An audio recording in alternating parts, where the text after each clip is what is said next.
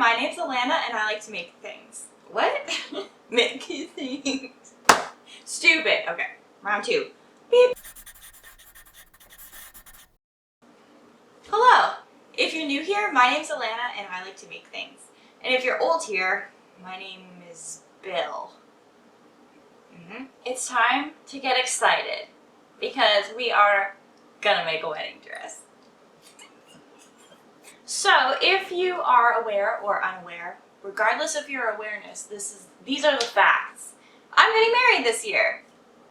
And we don't really have an exact date because we ain't about that life. It's just gonna be the two of us, so we don't really care. We're just like gonna go out one day and then say we're gonna shake hands, be married. It'll be a whole thing. It'll be great. But anyway, yes, we don't have an exact date, but we are thinking sometime in October. I'm thinking probably early October, so it's not, stepping on the toes of Halloween too much, but we'll see.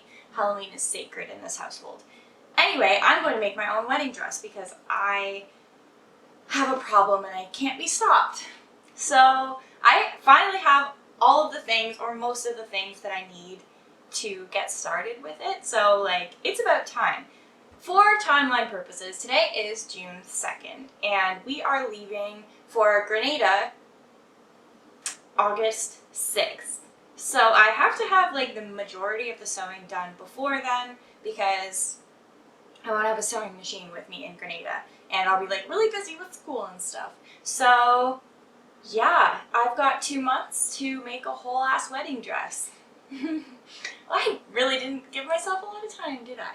So today, basically, I'm just going to kind of introduce the project and show you the fabric I have, show you the design that I have planned, and kind of how I landed on that design. And next time, we'll actually start sewing. So I'm going to show you the fabrics here, I guess. Just kidding, I'm going to show you the fabrics here. So to start out, this is a corset mesh that I will be using for the structural layer of the dress, which in couture sewing is called a corselet. So it is not stretchy. I mean, it's a little stretchy one way, but it is not stretchy the other way. So I'm just going to use 2 layers of this to make the corselet, whatever. I've also been heavily referencing this book called Couture Sewing Techniques. There's, some good stuff in here. Not all of it is useful, but they do have some stuff about corselets, etc. Helpful sewing things. And here are the swatches for the dress itself. So the bodice will be made up of these 2 fabrics here. This lace I got at a local shop near my workplace. And I bought way too much of this because here's what my initial design looked like. I was planning on making a much looser, flowier kind of dress, which would have required a looser, flowier kind of lace. And then I found this lace and, game over. I couldn't resist. So I had to basically scrap this design. So basically, my original design, I had to scrap. Well, I didn't have to. I guess I had to because the lace wouldn't allow itself to make these shapes nicely. So I have switched up my design, and instead I'm doing kind of like an off-the-shoulder thing. It won't really have this deep of a V that in the front, but close enough. So yeah, this will make up the bodice, and then I have this, what is this? Crepe back satin in the color Tapioca as the underlayer. Wow, it is not looking the same color on camera as it does in person, but whatever.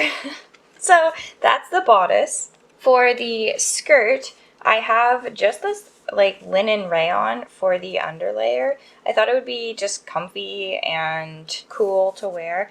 And then over top is this chiffon, which I got tea on. Honestly, who let me be in charge of me? I digress. But so that will make up the skirt, and the top layer will be gathered up like that. So, you know, it'll just be like nice and flowy and princessy. Maybe I'll add a slit in the skirt, maybe not. We'll see.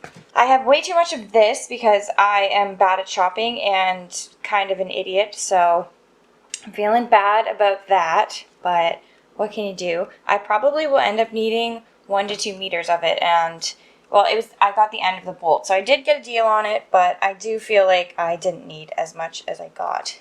And then I have 1 meter of this crepe back satin for the underlayer of the bodice, which I'm going to interface so it's a little stiffer. Did I mention I got 1 meter of the Corselet fabric? I got 1 meter of the Corselet fabric from a seller on Etsy.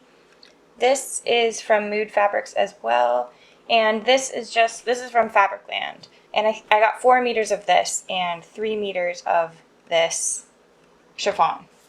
So, that's everything for the main dress fabrics. I also got this button loop stuff from Fabricland as well, and I got some button stuff, you know, the fabric covered buttons.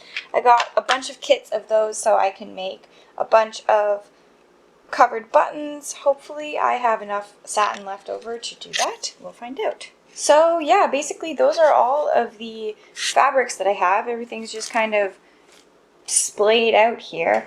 And the first step is making the corselet, and then we can build on top of that as we go. Oh, by the way, this bag weighs 8 or 9 pounds or something, and when I bought it, it was after work, and I had to walk to the train. It's a 40-minute walk to my train, so I carried it like this for 40 minutes, and it was really freaking heavy.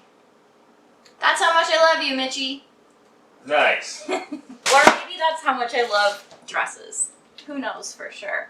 But anyway, that is my long ramble over. And in the next video, we shall be starting on the corselet. Which I don't know how I'm going to show you this video because she's going to be see-through, I'm pretty sure. But we'll cross that bridge when we get to it. Let's make a wedding dress.